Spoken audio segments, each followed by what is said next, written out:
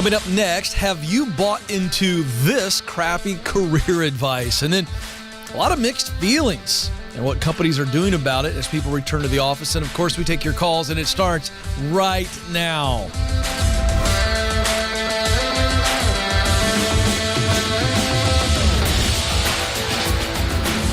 All right, here we go. We are helping you win at work and in your life. This is the Ken Coleman Show.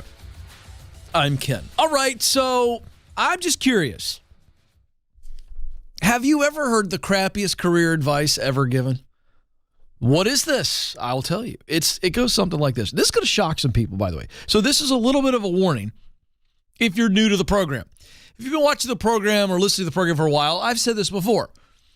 But I'm just putting this out there because it's going to shock a few of you. You're going to be like, wow, Ken woke up on the wrong side of the bed. But it's not true. I'm going to set you free.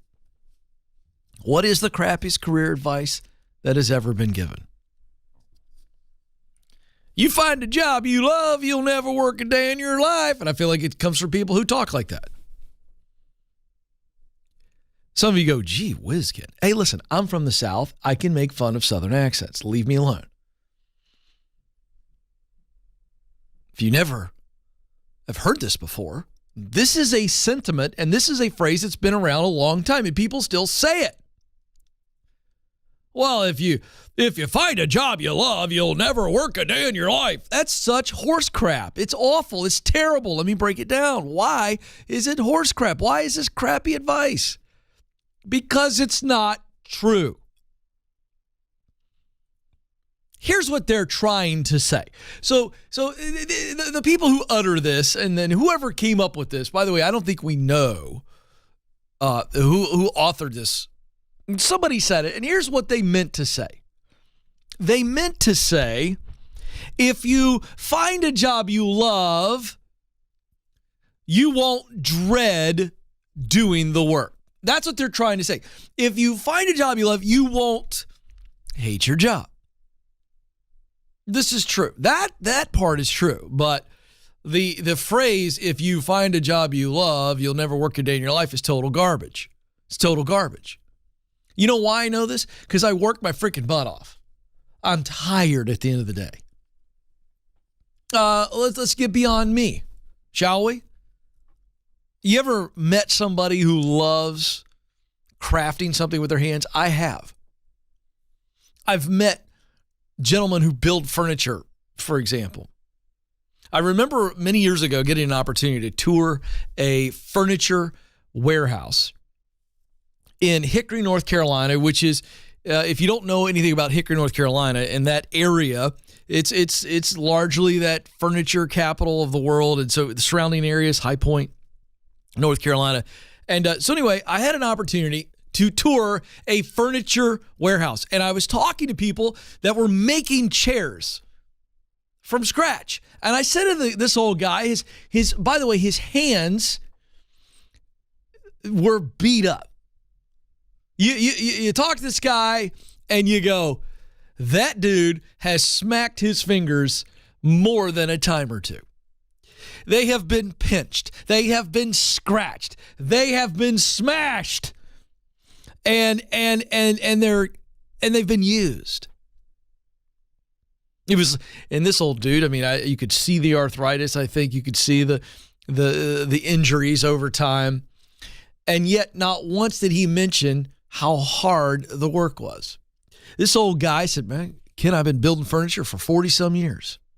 I love it. What do you love about it? Well, Ken, I love creating something that didn't previously exist that I know someone's going to enjoy. That's essentially, I'm paraphrasing, but that's what he said to me. He was a craftsman. And I'm looking at a guy who's saying that to me while he's smiling.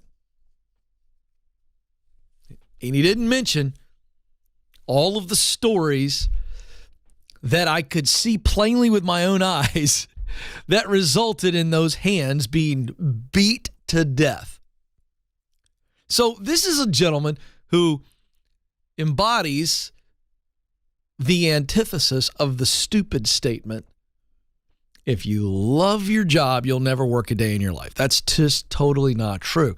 This is a man who works hard, has worked for decades upon decades, and he loves the work. It's why I talk so much about passion. You are willing to suffer injury like this gentleman had. You're willing to suffer failure. You're willing to suffer rejection. You're willing to suffer patience. And I could go on and on and on and on and on. So what's the conclusion?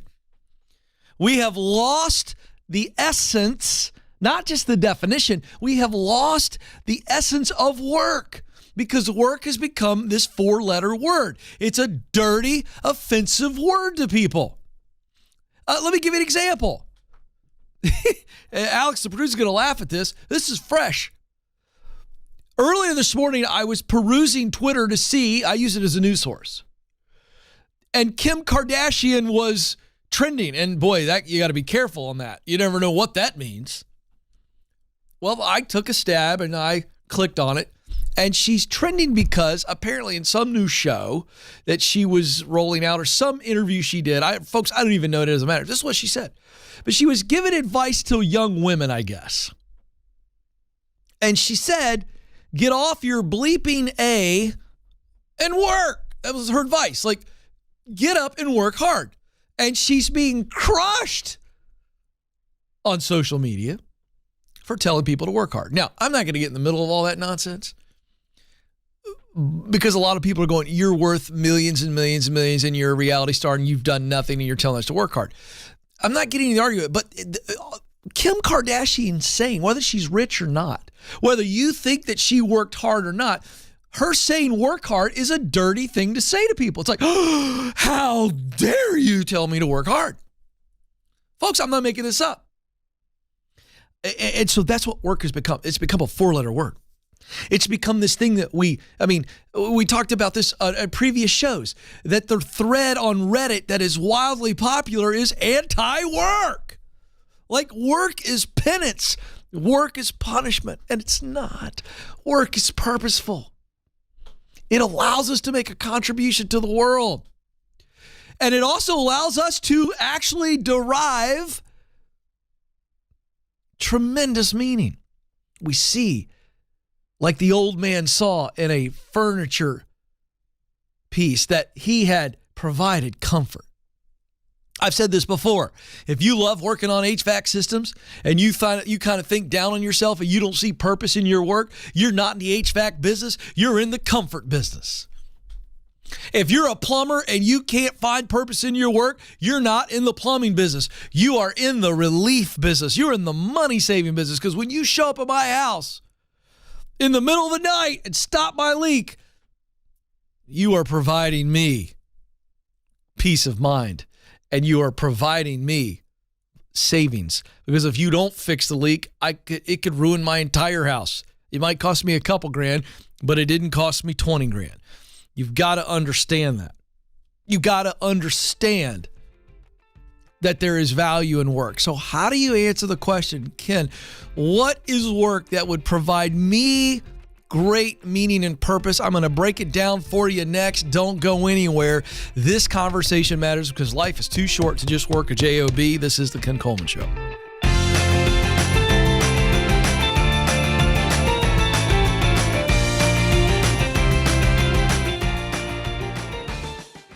You were created to fill a unique role in and through your work. Now, some of you may be going, I have no idea what that is. Some of you may be saying, I know what I want to do, but I don't know how to get there. I felt all of those emotions. I've been where you are, and I can tell you, there's hope. That's why I wrote the book, From Paycheck to Purpose. You can make the income you want and the impact that you desire, and I know that you have what it takes.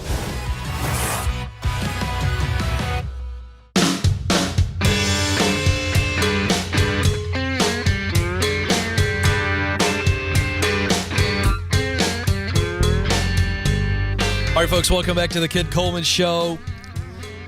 Deconstructing one of the worst pieces of career advice you will ever hear. If you do what you love, you'll never work a day in your life. No, if you do what you love, you'll work harder and you'll work longer. But let me add one other thing. You'll work happier. Listen, this is true. If you do what you love, you will be happy. Because even on the hard days and the long days and the days full of frustration and failure, oh, you know why you're there. And you go, all right, this is part of the deal. I got to deal with it. I got to press through it. Because the outcome is what I'm here for, not the feelings and the emotion. It's about the outcome. It's about the outcome. So real quick, we have new people joining this program all the time. And so before the break, I said, how do we find what meaningful and purposeful work looks like for me? Ken, how do I individualize it? I get what you're saying. And so for folks that are new, for folks that have been with us a while, hang in there. We're going to move to some great news stories that we got to unpack. But I just want to unpack this for new people. And here's the formula. This is what I teach. You have a sweet spot, much like there is a spot on a baseball bat or a tennis racket or a golf club that is designed into the club, this instrument, to strike the ball. And when the ball is struck in that sweet spot, we see maximum performance. This is true of you in your work. Here's the sweet spot for you. It is where talent, what you do best, passion, work you love, mission, results that matter very deeply to you. It's where talent, passion, and mission comes into alignment, where you spend roughly 3/4 of your day doing what you're good at, doing what you love, creating results that matter to you. It is that simple. And in that sweet spot, I want you to think of it as almost a circular spot. And in that sweet spot are multiple jobs and career paths for you. We can help you find this. 2 resources at kencoleman.com. The first is the Get Clear Career Assessment. And you can bundle it for a really good discount with the book From Paycheck to Purpose. How do you go from just working for a paycheck to working on purpose? Increase your income, increase your impact. The assessment tells you what your purpose statement is and how it fits professionally, helps you brainstorm jobs and see things you never saw before, and it essentially helps you find your professional pinnacle, and the book helps you climb it. KenColeman.com. It's worth it. Go check it out. All right. A couple stories I want to get to. Let's go. It's time for In the News.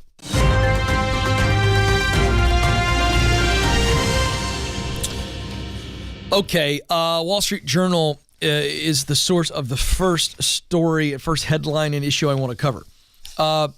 Desperate for workers, companies are now trying help-wanted ads on TV. The first story that I want to highlight is Domino's Pizza. You know, Domino's has gone through a very interesting rebranding. They're really focusing on customer service. And you think about it, if they can't get people to show up to deliver pizzas, which is never a dream job for anybody, right? If they can't deliver the pie, they're going out of business. So they're really getting serious about this. So what did they do? They started running a TV ad that touts how an entry-level job at Domino's can lead to owning a franchise. There it is, Alex. I'm telling you, this is the competitive advantage for companies. People don't want a job anymore. You know what they want? A better life. We talked about this with the Panda Express. That story where they were advertising a $69,000 job for general managers. Unbelievable benefits. And a college professor got his feelings hurt, got his panties in a wad, if you will, over being over not making as much money as somebody who's a general manager at Panda Express. The guy got torched on social media. So Domino's is figuring it out. Panda Express figuring it out. Listen to this. This is the ad itself. I'm reading from the ad. They had an Oregon-based Domino's franchisee owner who's only 27 named Lolly Jones. So Lolly says, if you want to make money and have fun while doing it, you won't find a better opportunity than your local Domino's. This is the kind of messaging that companies are going to have to say. And I'm coding it for you, right? The code word here is better life. better life. By the way, I just noticed in the corner of my eye, the chat room is really jumping in on this story. And super listener Gary Spratt said, eating pizza is a dream job. Well, yeah. How much exercise you got to go along with that? Okay. So many companies are doing this now. They are increasing their spending on help wanted ads. This was interesting. The statement is the cost of not filling open jobs far outweighs the cost of doing TV ads. So you think of how expensive it is to buy TV. It is expensive. But again, if they don't fill the jobs, that's more expensive. We're talking about serious problems. Other companies are turning to social media platforms such as TikTok and Instagram to get people. So Domino's had to shorten their store hours because of staffing shortages. And they had really weak fourth quarter sales. So that's why they're stepping it up. Here's another company that saw some real responses. FedEx started running TV commercials during the football playoffs. And the name of the commercial was called Careers, My Work. And they were running this commercial during the National Football League playoffs, regular season games and so forth. And it was explaining how FedEx employees get to deliver significant things like even the Vince Lombardi Trophy, which you win for winning the Super Bowl. So they're obviously gearing that towards football fans. Vaccines is very relevant at the time, of course, and water to places dealing with disasters. And then the spot goes on to say that FedEx has many open positions. So what they were doing there is, in a TV commercial, they were tying the work of delivering something to something greater. You're not just delivering a item, you are delivering relief. You're delivering something cool. The FedEx driver that's delivering the Vince Lombardi Trophy. That's pretty cool. That's a cool story. You get to tell everybody, hey, Mom, you're not going to believe this. I'm dropping off the Vince Lombardi Trophy. They are speaking to something much higher. They are speaking to values here. What happened? They got 11,000 applications in 1 week. I'm sorry. Gee whiz, I read that wrong. Let me get deeper into the paper, folks. My eyes are getting bad. 111,000 applications in 1 week. Higher than any week in their history. So what does that say? For you leaders out there trying to attract people, you better appeal to their values. FedEx did, and they got inundated with applications. People start going, you know what? That'd be cool, man, to deliver something that matters. It's like I said in the first segment. You're not a plumber. You're a disaster relief provider. Think about it. If my pipes explode when it is 20 degrees outside and it's 2 a.m, you are in the disaster relief business. And boy, oh boy, does Mrs. Coleman love you. Far more than she loves me at the moment, and I don't blame her. I'm worthless, Alex. I can't fix that leak. You have to start to see the value. Okay. Next story. This is really, well, let's see. Yeah, I'm going to touch on this very quickly. So, obviously, in the Northeast, we're seeing a lot of people return to the office, and companies are trying to figure out how do we get people back in the office because we want them back in the office, but they don't want to be too hardline, and they're doing things like allowing people to have ice cream socials, happy hours, creating new clubs of interest and hobbies within the building to entice people to stay at the office more. What are they doing? And this is why I'm sharing the story. They're creating more opportunities for community. People want relationships at the office. They want friends. And again, look for companies that are doing this. You're going to see more intentionality on culture. People want human interaction, not just a job. By the way, I'd love to have an ice cream social after the show one day. This is the Ken Coleman Show.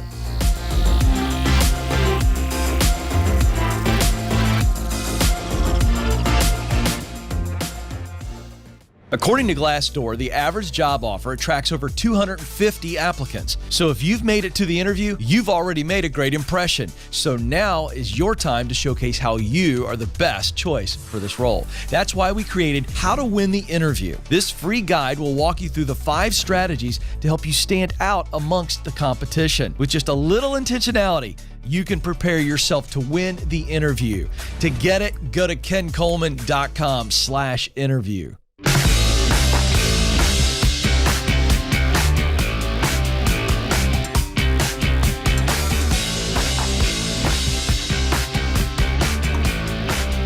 All right, folks, welcome back to the Ken Coleman Show. Thrilled to have you with us. 844-747-2577 is the phone number. I want to throw something out to the chat room.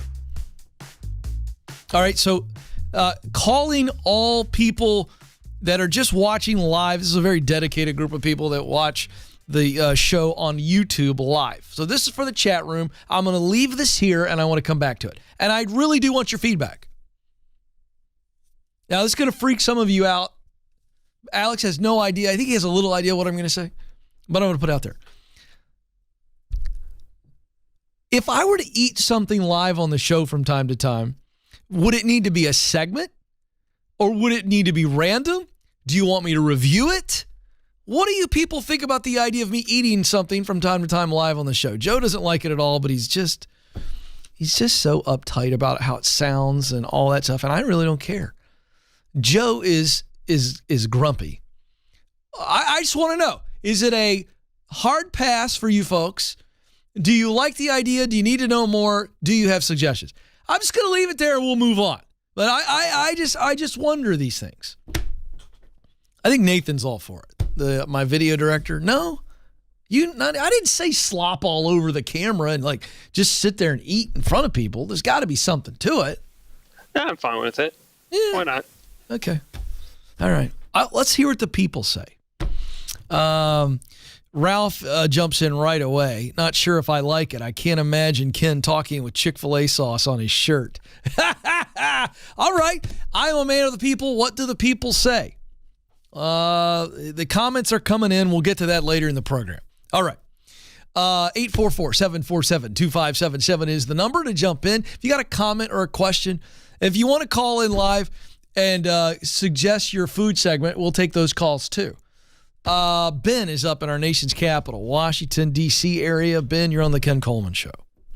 Hey, how's it going, Ken? I'm living the dream, bro. What are you doing? I am chilling in D.C. right now. It's a beautiful, beautiful day. Oh, that's here in nice. the nation's capital. Oh, that's nice. Yeah. Are the cherry blossoms? Which is are they rare here in D.C. Yeah. Is it too early for the cherry blossoms there, or are they starting to show? One more week, and then they're going to come out. Oh, it's one of my favorite things in the world. Yeah. Well, what's going on? Yeah, it's awesome. Yeah. So anyway, I was calling in because I'm been thinking about starting my own video production company. And to give you a little bit more context, I've been doing videos since I was a kid, loved, getting all my friends together, shooting video, and I studied it in college. But I always kind of had cold feet when it came to doing, jumping in full time. And the reason why is because I'm sure you know this, that video production is a very unstable career. You're kind of doing like the gig economy. Sometimes you're typically freelancing. It's hard to find like a full-time job doing that. And so I've kind of always gone back and forth. Like I worked at a startup for about 4 years and then they let me go. I did the freelance thing for about 3 years. That didn't work out. And then I was like, okay, maybe I need to get some security. So then I got a job at a big company with about 1,700 people. And to get that job security turned out to be one of the most toxic places I've ever been at. Oh, no. And eventually, it was crazy. I was like, man, I wanted the 9 to 5 and people were sending me emails at 2 o'clock in the morning. They were working on weekends. And eventually they reshuffled the company and let me go. So now I'm kind of back at square one, and I'm currently doing a part-time job at a bakery, which is really fun. But whenever I kind of think about, and I've done a lot of the networking, talking to lots of people about what kind of job would be a really good fit for me. And every time I go to a video production company website and I see that title, creative director, founder, I'm like, okay, yeah, that's really what I want to do. Yeah. But it's kind of that cold feet, right? It's kind of well, let me ask you this. Taking that leap. Is the cold feet based solely on the fact that you want to do this for yourself and you're not as willing to do it for somebody else first for a while? Meaning working for yourself versus working for somebody else. Yeah, I mean, it's interesting. Like I would do it for someone else, but it's just kind of hard to find, that kind of job. And I've done like all the interviews and applied to a lot of different places. And I think kind of like where my heart's at would be doing it for myself. Like I love the entrepreneurial mindset. Like Okay. I've always been like that. All right. So let me ask you this. Yeah. So why did it not work before? You said it didn't quite work out. Why? Yeah, I think it was just because I didn't have enough money. So I just didn't know how to scale a business. And You didn't have enough money to do what specifically? didn't have enough money to really invest in equipment. I think that was the big thing. Okay, let me ask you this. I didn't have a good focus. Yeah. Did you figure out? See, I know what's going on. So let me tell you why I'm interrupting you and taking you a direction. Sure. So let me go ahead and give you the end result, and then we'll back into the end. Okay. The end result is this is what you're supposed to be doing. There's no question you love this kind of work. You're just scared because you tried it once before and it didn't work, and you've created a false narrative that that's just how it's always going to be. And you are just dealing with all kinds of doubt. Not that it's the work you should be doing, but that you can be successful doing the work. Does that sound about right? Am I on it? Yeah. You're pretty accurate. Yeah. Okay, then. So what I'm trying to help you see is you have created a fear that has come out of the doubt. So the doubt has made you now become fearful that if you go for it again, you are going to starve and be homeless, and everyone will say, what a big loser you are. Sound about right? Yeah. All right, then. So here's the deal. We got to go back and learn something from the first time and go, okay, am I really going to starve and live under a bridge and everybody that knows me disown me if I were to try it again and it wouldn't work? We go to the worst possible fear. Is that possible at all? Is that really going to happen? Well, no, I mean, I think, the other thing too, I didn't mention, the first time I did it, I think I had a ton of pride. I was very arrogant. Yeah. So I didn't really ask for help and stuff like that. And I didn't want to take any kind of side jobs because I thought that was.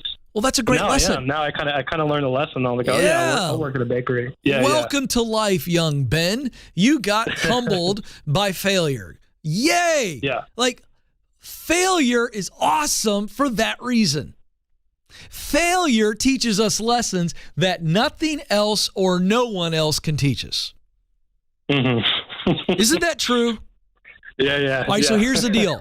So here's your homework assignment. I want you to go back in. I'm not going to make you say all this on the air. But I want you to, here's your homework. I want you to go back through and go, what did I do right?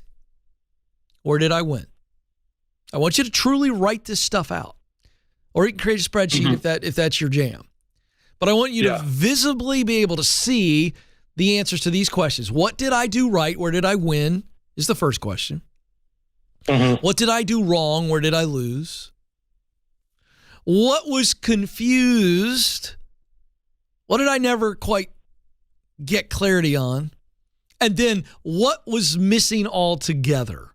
Now I know this was the piece that was missing. So to give you an example, one of the things I think is confused for you, or maybe it was missing, is you think you got to have a bunch of capital to run a successful production company because you need all the capital to buy the equipment. And I say that's garbage. What you need to do is you build in the cost of your equipment for the production into the pricing. That's what everybody else does if they own it or not. And you rent the stuff and you keep renting it and you keep renting it and you keep renting it until you have enough money, cash, to pay for the equipment. I know this is true because I had some buddies and we did some projects early on when I was trying to get into broadcasting that I paid for. And my guy didn't own the equipment. We went and rented it. So I know what it costs to rent cameras and all the things and the lights and all the things. And we rented it. So that's your homework assignment, Ben. And then start it again on the side. Launch it back. Get back into it. Go slow. And every nickel you make on each individual job, you put it away. You keep your day job. I know what you're thinking. Ken, it's hard to start a production company and run it on the side. No, it isn't. You're just not going to be able to do it as often. But you do it enough if it takes you 3 years to get up enough money saved that it pays for your first 12 months in the business. And now you got relationships. Now you got clients. You got a reputation.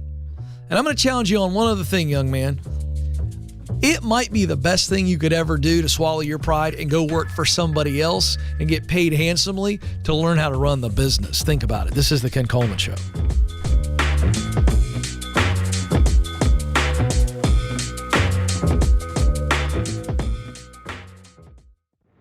Do you know what you were born to do? In order to get hired at a job you love, you need to get clear on your talent, passion, and mission. That's why our team created the Career Clarity Guide. In just a few minutes, this free tool will walk you through a process to discover what you do best, talent, the work you love to do, passion, and the results you want your work to produce. That's mission. Then you're going to feel way more confident throughout the job search process. To get started, go now to kencoleman.com/clarity.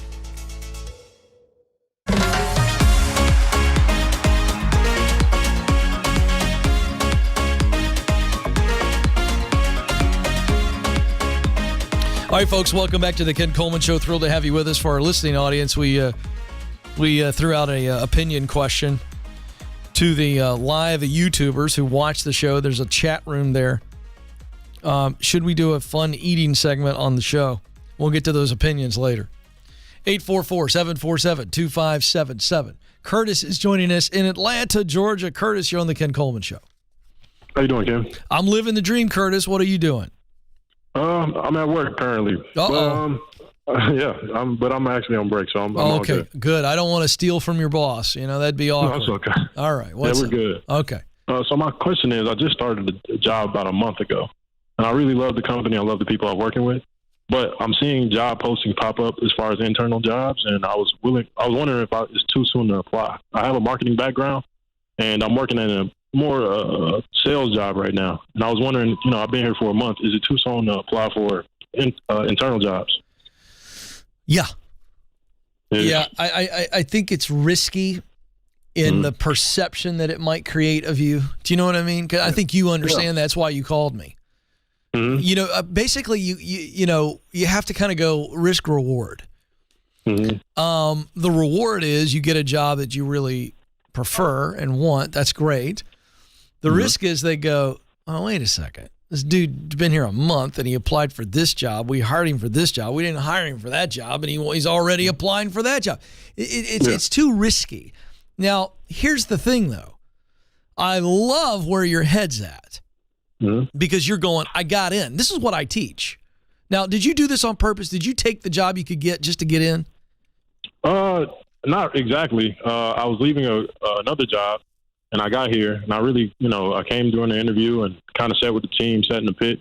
I really enjoyed the community that they built, and just kind of the overall good. Just experience. So you like the culture, better job. You get in the building, you start looking around, you go, hey, now that's what I want to do. So that's how this came about.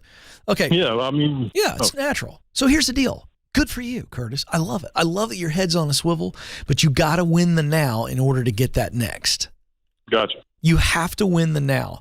Now, I don't have a formula for you. I don't have all right, 6 months from now, it's okay. It's not that simple. What I would tell you is there's 3 things I want you to focus on, and then the next will present itself. Okay? You ready? Uh-huh. You need to be super clear on what a win looks like in your current role. Okay. If you're not clear, you've only been there in a month, make sure you're clear. And I don't mean your job description. I mean, what does your leader expect of you? What does a win look like to where your leader's going, man, Curtis is crushing it. Gotcha. At Ramsey Solutions, everybody on the team has a KRA.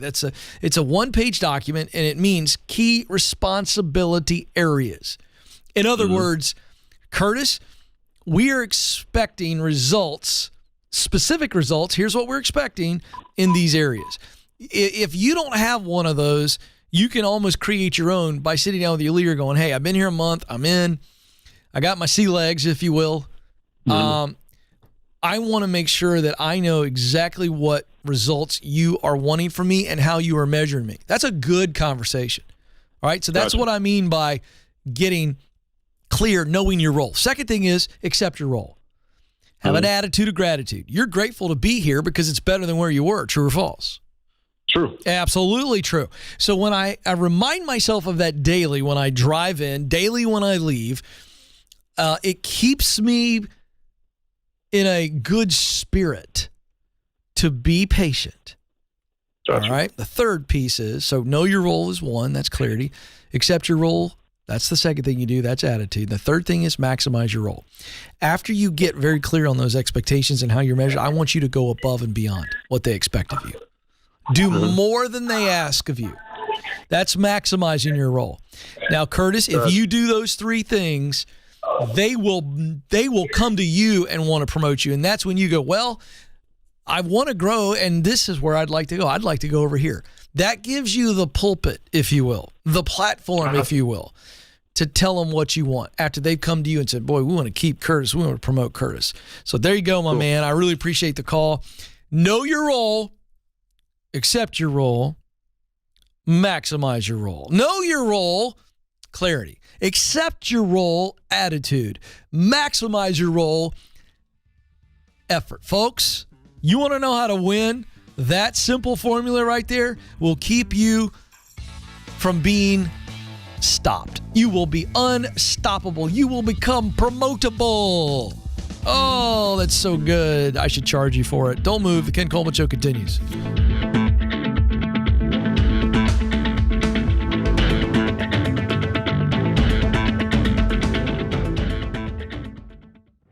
Are you wondering if you should leave your current job or stay put? Well, you're not alone.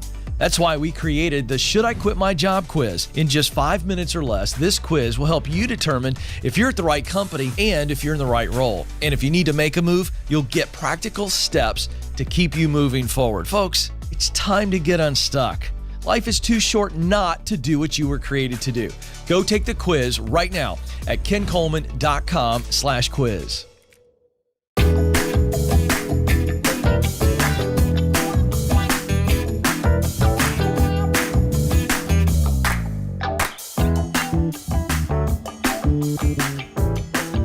All right, folks, welcome back to the Ken Coleman Show. We help you win at work and in life. Here's my entire focus for you folks. I want to help you make more money, but I also want you to experience more meaning in your work.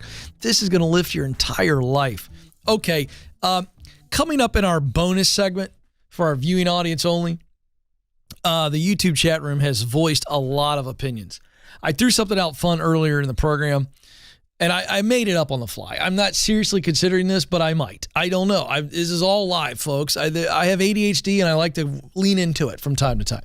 So I asked the chat room on YouTube, do you want to see me eat something on the show? And I got to tell you, Morgan F. has got this is only one comment. I'll get into the comments in our next segment, so you got time to weigh in. And by the way, if you are the people that are saying yes, I would like you to make a suggestion of what I would eat. What would it look like? How would we do it? All right. But Morgan F. says, I'm here for the paper wrinkling sounds. And this is when I get excited and I do this about what I'm about to read. And she goes, I'm here for the paper wrinkling sounds, all in. But for the love of all things holy, please don't make us listen to eating sounds. Thank you, Morgan F. I appreciate that. I wasn't planning. Well, Joe, this is Joe's problem. He thinks that if I'm eating, that I'm smacking in the microphone. I'm not going to do that to you people. What kind of megalomaniac do you think I am? No comment, Joe. Don't turn his mic on, Alex. I'm not letting him talk. All right, moving on to helping you win. It's pretty amazing if you think about it in 2022, how much we can do with a click. Just one click. Now I got a new debit card, and I just tap it, and the money goes through. It's unbelievable.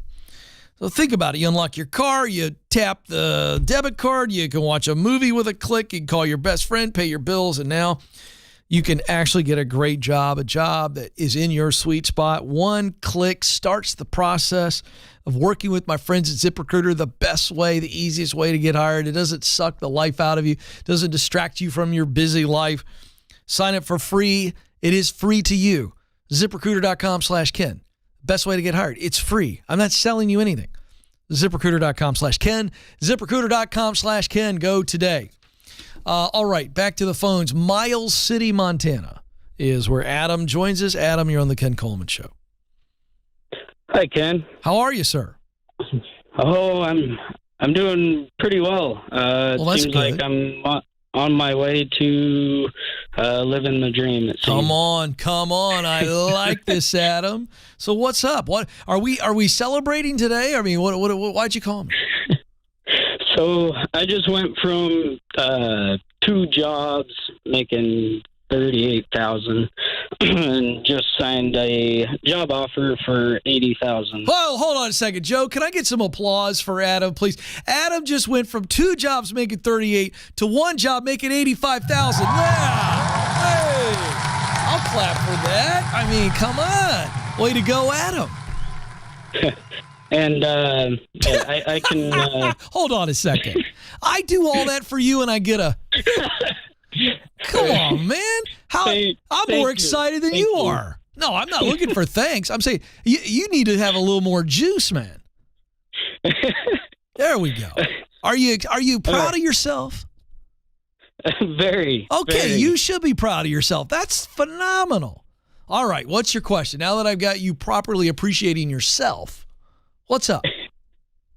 I'm just really stressed that I need to perform like I'm worth 80,000 now. Oh.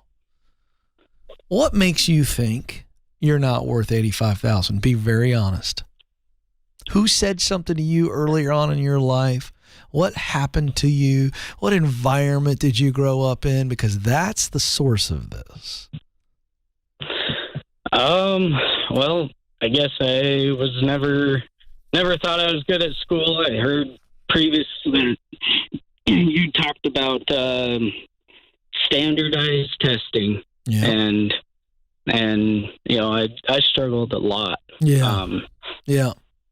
I get it. But so did I. I worked hard and ended up getting a bachelor's degree. Yeah, you in did. Something I really, it's something I really loved, and now finally I'm going to be able to use that.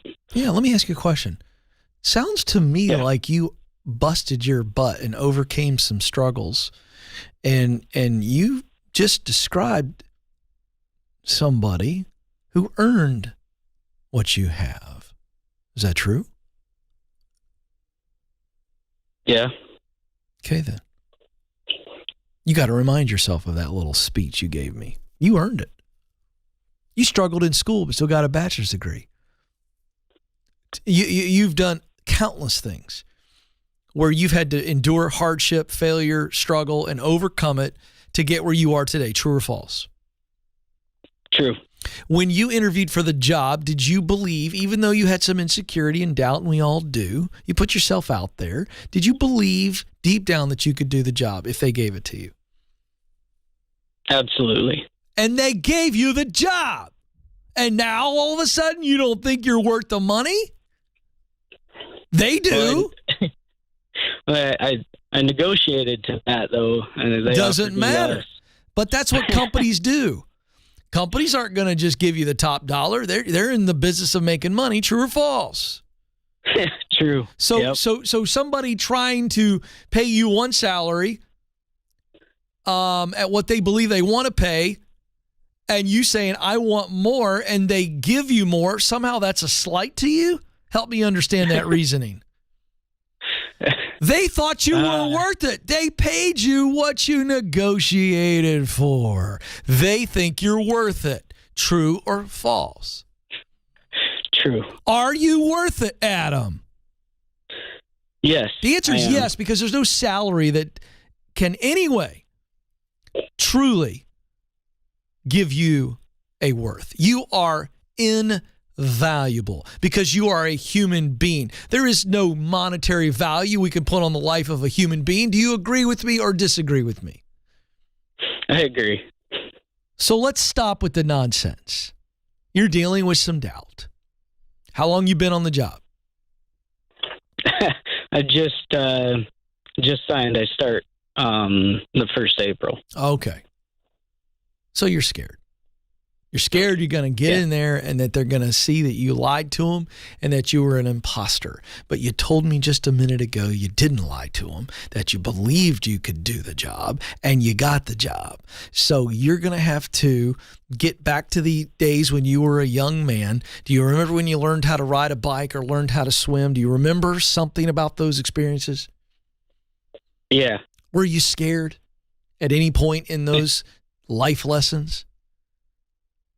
Yeah, I was. Yeah. Of course you were. So how'd you step in and learn how to ride a bike? How did you step in and learn how to swim? Tell me. Okay, riding a bike, I rode in a circle, almost falling down until I straightened out. That sounds like good advice for your first 2 or 3 days. Why don't you just ride the bike in a circle until you've figured out how to ride a straight line? Why don't you let them train you? Why don't you let them equip you and just keep yourself up on that bike? How'd you step into learning how to swim? Come on, tell me. In an irrigation ditch. That's fantastic. I want you to summon those moments and multiple moments in your life where you were scared, witless. You couldn't even think. And yet you summoned the courage to do it because you knew you could and you knew you'd survive. Am I right? Yeah. At some point, young Adam said, I'm not going to die if I ride this bike. At some point, young Adam said, I'm not going to die. Well, I don't know. That drainage ditch sounds a little sketchy, if I'm being honest. It might kill my whole metaphor. I'm not sure I'd love my kid to learn how to swim in a drainage ditch, but we're going to let that go because, Adam, you have what it takes. You can do this. They believe in you. I believe in you. And you believe in you, or you wouldn't have applied for the job. I'm proud of you, man. And welcome to the human race. We all deal with doubt. And that's okay.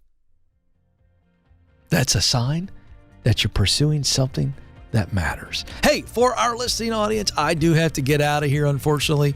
For our viewing audience, stay tuned. We're going to get in the chat room and have some fun over there. You matter. You have what it takes. Press on.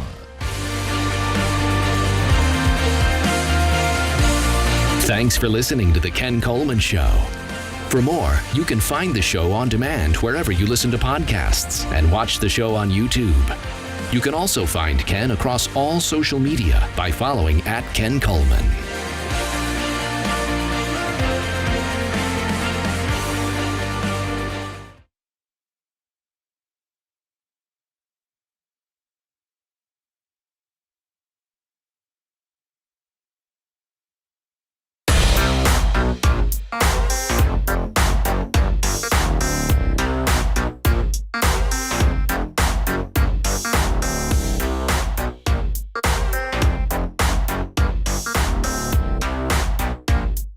All right, folks, welcome back to the Ken Coleman Show, our bonus segment. So we're just going to have a little fun here because sometimes we just need to have fun. And if we can be an oasis of fun in a few minutes today for you, then stay with us.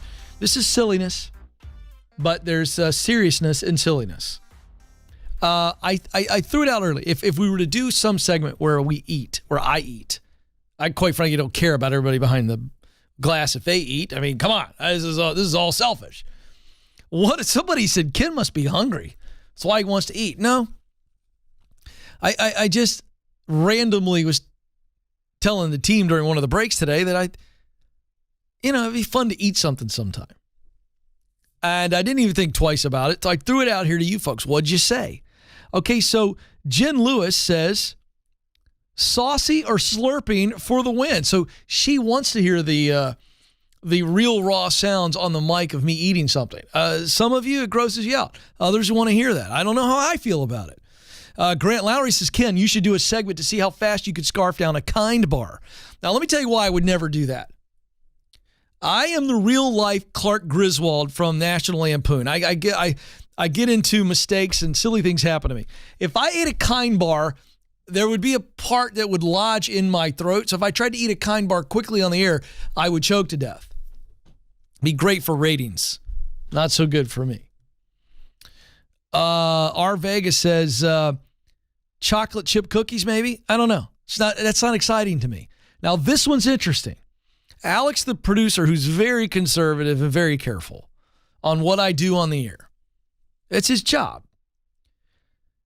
Gary Spratt, super listener Gary Spratt, says, I'd like you to sample hot sauces. Alex likes this one. I'm open to this one too because I think it could be hysterical. If I sample some hot sauce and I start crying, or even worse, snotting all over the set, this is going to be humiliating to me, potentially entertaining for others. Amanda is kind of like our team mom. Amanda's shaking her head in pleasant disgust because she's a pleasant person. Even when she's disgusted, she's pleasant. And she's like, I don't want to see you sampling hot sauces on the air. Okay, let's see what else we have.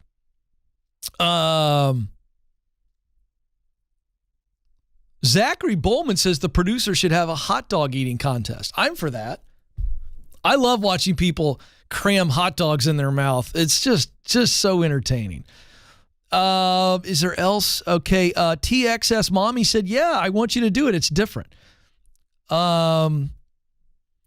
D.H. Schumann missed the whole point of me eating on the air, and he went another direction and said, do Brazilian Jiu-Jitsu. It makes no sense at all. I asked you if I should eat on the show, and you said Brazilian Jiu-Jitsu.